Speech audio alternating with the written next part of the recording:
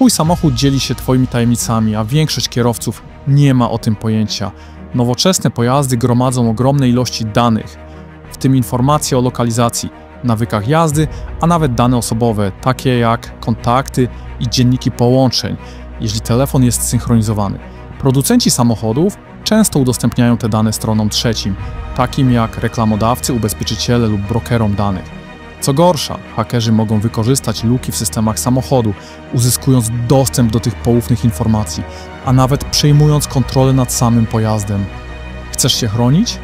Po pierwsze, przejrzyj ustawienia prywatności swojego samochodu i wyłącz niepotrzebne udostępnianie danych. Po drugie, unikaj synchronizacji telefonu, jeśli nie musisz. Wreszcie, bądź na bieżąco z aktualizacjami oprogramowania samochodu, aby naprawić potencjalne luki w zabezpieczeniach. Twój samochód powinien Cię prowadzić, a nie narażać. Udostępnij to teraz, aby pomóc innym chronić ich prywatność.